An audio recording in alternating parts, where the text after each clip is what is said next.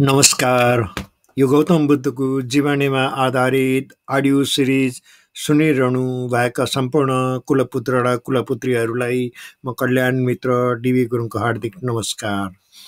यो बुद्ध वचन कार्यक्रम धारावाहिक रहनेछ। आजको 34औं सिरिजमा पवित्र बौद्ध तीर्थस्थलहरूको बारेमा संक्षिप्त जानकारी गराउने प्रयास हुनेछ। यो कार्यक्रम सुनिसकेपछि तपाईलाई पनि मनमा लागेका केही जिज्ञासाहरू छन् भने कमेन्टमा लेख्नुहोला। प्रत्येक प्रश्नको उत्तर दिने प्रयास गरिनेछ। पूर्ण विवरणको लागि हाम्रो आधिकारिक वेबसाइट www.buddhismlibrary.org मा पनि हेर्न र सुन्न सक्नुहुनेछ। तथागत शाक्यमुनि गौतम बुद्धको जीवनीसँग सम्बन्धित जन्म, बोधिलाभ, धर्म प्रवर्तन र महापरिनिर्वाण जस्ता घटनाहरूलाई अति महत्त्वका साथ लिने गरिन्छ। यी चारवटा घटना घटेको तिथिहरूमा तथागत बुद्धको स्मरणमा पूजापाठ गर्नु, उक्त स्थानहरूको दर्शन र भ्रमण गर्नाले पुण्य लाभ गर्न सकिन्छ भन्ने धार्मिक विश्वास रहेको छ। यसबारेमा बुद्धको महापरिनिर्वाण हुने अन्तिम अवस्थामा आहार्त आनन्दले तथागतको महापरिनिर्वाण पश्चात कसको सहारा लिने भनी सोध्नुहुँदा माथिका चारवटा घटना घटेका स्थानहरू जस्तै लुम्बिनी, बौद्धगया, सारनाथ र कुशीनगरको दर्शन गर्नु म त्यहाँ हुनेछु भन्नुभएको थियो। सोही अनुसार प्रत्येक बौद्ध मार्गीहरूले जीवनमा एकपटक मात्र भए पनि यो चार स्थानहरूको दर्शन गरी बुद्ध ज्ञान प्राप्त गर्दा जीवन सार्थक हुनेछ।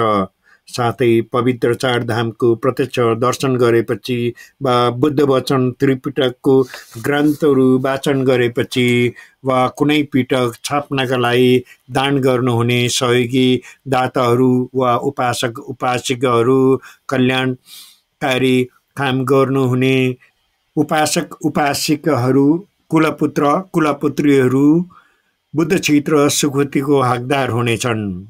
फेरि पनि मृत्यु हुनुभन्दा पहिला नै गर्नुपर्ने र चाहनुहुने उत्कृष्ट कर्महरू बाँकी राख्नु हुँदैन। मृत्यु पश्चात गर्नुपर्ने संस्कार र पिण्ड कर्महरू हाम्रा उत्तराधिकारीहरूको कर्तव्य र दायित्व हुनेछन्।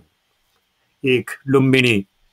कपिलवस्तुको राजा शुद्धोधनको रानी महामाया देवी आफ्नो माइत देवदा जाने क्रममा सुन्दर लुम्बिनी शालाबागमा वैशाख पूर्णिमाको दिन आजभन्दा 623 ईसा पूर्वमा शाक्यमुनि सिद्धार्थ गौतमको जन्म भएको थियो। त्यसैले त्यस स्थानलाई बुद्ध जन्मभूमि लुम्बिनी भन्दछन्।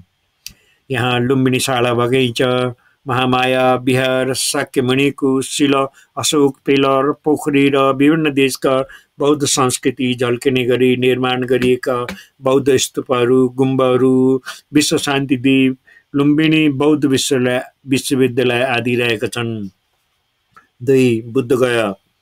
आदिमकालमा गया नामक गाउँमा सुजाता नामक महिला थियो। उनले पुत्रलाभका लागि पिपलको रुखमा भाकल गरेकी थिइन्। एक बिहान पूजा गर्न जाँदा त्यहाँ बिच्छु देखे। उनलाई देवता सम्झी सुनको पात्रमा खिर चढाए। खिर ग्रहण गरेपछि आहार त्यागेर गरेको तपस्याबाट जीर्ण भएको शरीरमा ऊर्जा सञ्चार भयो। त्यस पश्चात मध्यमार्गी बाटो अपनाई गरिएको ध्यान र साधना मार्फत वैशाख पूर्णिमाकै रात बुद्धत्व प्राप्त गर्नुभएको स्थानलाई बुद्धगया भनिएको हो।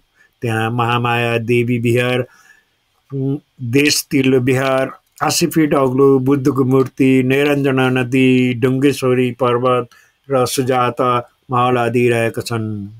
3. सारनाथ। तथागत बुद्धले आफ्नो मातृभूमि कपिलवस्तुबाट प्रव्रजित भएर आएका पञ्चवर्गीय भिक्षुहरूलाई यदि मैले बुद्धत्व प्राप्त गर्न सके भने सर्वप्रथम तपाईहरू 5 जनालाई धर्मदेशन गर्नेछु भनी सङ्कल्प गरेका थिए। त्यही अनुरूप देवताहरूको आग्रह र अनुरोधमा पहिला आफूलाई छाडी गएका पञ्चवर्गीय भिक्षुहरूलाई आफूले प्राप्त गरेको बुद्ध ज्ञान सुनाउनु नै प्रथम पटक धर्मचक्र प्रवर्तन गर्नुभएको पवित्र स्थान हो सारनाथ। त्यहाँ मृगदय वन, अशोक स्तम्भ, गन्धकुटी विहार, धर्मस्तूप, चौखण्डी स्तूप र वस्तु सङ्ग्रहालय आदि रहेका छन्। 4. कुशीनगर। तथागत बुद्धले 80 वर्षको उमेरमा कुशीनगर स्थित शालाबागमा महापरिनिर्वाण प्राप्त गर्नुभएको थियो। त्यसबखत तथागत बुद्धले आफू दीपभव संस्कार दर्पण बुद्ध दर्शन सबै मान्छेमा चेतना छ, त्यसैमा बुद्ध बसेको छ भन्नुभएको थियो। तथागत गौतम बुद्धको यो अन्तिम वचन थियो। त्यसपछि प्रथम ध्यान, द्वितीय ध्यान, तृतीय ध्यान, चतुर्थ ध्यान हुँदै महासमाधिमा प्रवेश गर्नुभयो। त्यहीँबाट महापरिनिर्वाण प्राप्त गर्नुभयो। यो स्थानलाई कुशीनगर भन्दछ। त्यहाँ महापरिनिर्वाण स्थल, शाला बगैँचा, रामाभार स्तूप, चन्द्रमणि विहार र वस्तु सङ्ग्रहालय आदि रहेका छन्। 5. आम्रपाली भवन। भगवान बुद्धले रूपवती आम्रपालीको भोजन दान ग्रहण गरी धर्मोपदेश गर्नुभयो। त्यही धर्मोपदेशबाट प्रभावित भएर वैशाली नगरको विशाल आम्रपाली भवन भिक्षु महासङ्घलाई दान गरी 7औं दिनमा भिक्षुनी भनेर सङ्घको सेवा गरिन्। उनले छोटो समयमै आहार त प्राप्त गरिन्। बुद्ध शासनमा उनी 10औं आहार थिइन्। तथागत बुद्धले 100 दिनको भाका राखी आयु त्याग गरी महापरिनिर्वाणको लागि कुशीनगरतर्फ यसै स्थानबाट प्रस्थान गर्नुभएको थियो। यसलाई पवित्र स्थल भनिएको हो। यहाँ भगवान बुद्धको अस्थि धातुबाट निर्माण भएको स्तूप, अशोक स्तम्भ, आम्रवन र वस्तु सङ्ग्रहालय आदि रहेका छन्। 6. स्वर्ण सिक्का। दानवीर अनाथ पिण्डकले स्वर्ण सिक्का बिछाएर खरिद गरेको बगैँचामा बनाइएको जेतवन विहारमा बुद्धले जीवनको लामो समय ध्यान र साधना गर्नुभयो। उनले अङ्गुलीमालालाई उपदेश, बुद्ध जन्मेको 7औं दिनमा देहान्त हुनुभएकी आमा महामाया देवीलाई धर्मदेशना गर्न देवलोक जानुभएको पवित्र स्थल हो। यहाँ जेतवन विहार, आनन्द बोधि वृक्ष, थाइल्यान्ड बौद्ध विहार, अङ्गुलीमाला गुफा, अनाथ पिण्डक दानस्थल आदि रहेका छन्। 7. सङ्काशी। तथागत बुद्धको शासनकालमा ब्रह्मा, विष्णु, महेश्वर, देवेन्द्र, यक्ष, गन्धर्व, किन्नर, नाग, गरुड, अष्टवर्गहरू र थुप्रै देवी देवताहरू पृथ्वीमा एकसाथ अवतरण भई तथागतको धर्मोपदेश सुनेको पवित्र स्थान सङ्काशी हो। यो स्थान श्रावस्ती नजिकै रहेको छ। 8. नवबुद्ध। आदिमकालमा बोधिसत्व पनौतीको राजकुमार छँदा 5 डमरुहरू बाघको बच्चालाई डमरु भन्दछ का बिमारी बाघिनीलाई आफ्नो साँप्राको मासु काटेर दान गरेको स्थान नवबुद्ध हो भन्ने विश्वास गरिन्छ। पछि तुसित भुवनबाट सेतो हात्तीको रूपमा रानी महामाया देवीको कोखमा प्रवेश गर्नुभई राजकुमार शाक्यमणि सिद्धार्थ गौतमको रूपमा प्रवर्जित भई बुद्धत्व लाभ गरेपछि ती डमरुहरू को थिए भने चक्षुबाट हेर्दा बाघिनी, प्रजापति, गौतमी र 5 डमरुहरू पञ्चवर्गीय भिक्षुहरूको रूपमा बुद्धको सेवक बन्न पुगे भन्ने कथा महाजातकमा स्पष्ट उल्लेख भएको पाइन्छ। 9. अष्टमहाचैत्य।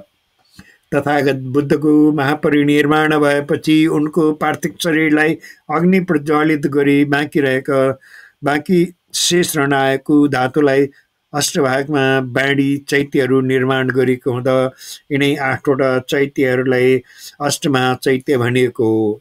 यी अष्टमहाचैत्यहरू कहाँ कहाँ निर्माण गरेका छन् भन्ने बारेमा संक्षिप्त जानकारी गराउने प्रयास रहेको छ। 1. मगध राज्यका राजा अजातशत्रुले आफ्नो राजधानी राजगृहमा विशाल चैत्य निर्माण गरी तथागत शाक्यमुनि गौतम बुद्धप्रति श्रद्धा चढाएका थिए। 2. द्रोण नामक वेदपाठी ब्राह्मणले रामग्राममा विशाल चैत्य निर्माण गरी बुद्धप्रति श्रद्धा चढाएका थिए।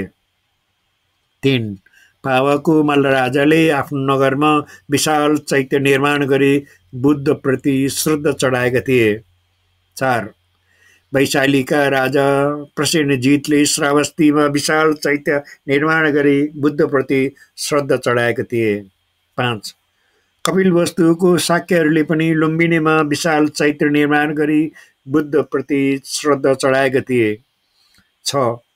गन्धारको राजाले पनि अल्लकप्पमा विशाल चैत्य निर्माण गरी बुद्धप्रति श्रद्धा चढाएका थिए। 7.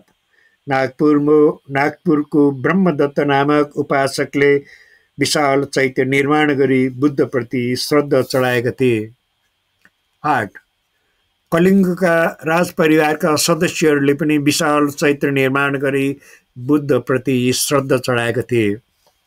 यसरी विभिन्न राज्य र समयमा राजा महाराजाहरू र उपासिकहरूद्वारा निर्माण गरिएका अष्टमहा चैत्यहरूको वास्तविक अवस्थाहरूको बारेमा जानकारी लिने प्रयास भइरहेको छ। जानकारीहरू प्राप्त भएपछि आगामी संस्करणमा पनि यसलाई समावेश गरिनेछ। तथागत गौतम बुद्धको पवित्र तीर्थस्थलको संक्षिप्त जानकारी यही समाप्त हुन्छ। यहाँहरूलाई कार्यक्रम कस्तो लाग्यो? तपाईँ अहिले कुन ठाउँबाट सुन्दै हुनुहुन्छ? प्रथम पटक नियमित कसरी सुनिरहनु भएको? त्यही अनुसार कमेन्टमा लेखेर सल्लाह र सुझावहरू सहित like, share, comment and subscribe गर्नुहोला। यहाँहरूकै सल्लाह र सुझाव अनुसार आगामी अडियो सिरिजमा पुनः भेट हुने बाचा गर्दै म कल्याण मित्र डिबी गुरुङ पनि बिदा हुन चाहन्छु। भवतु सर्वमङ्गलम। बुद्धं शरणं गच्छामि।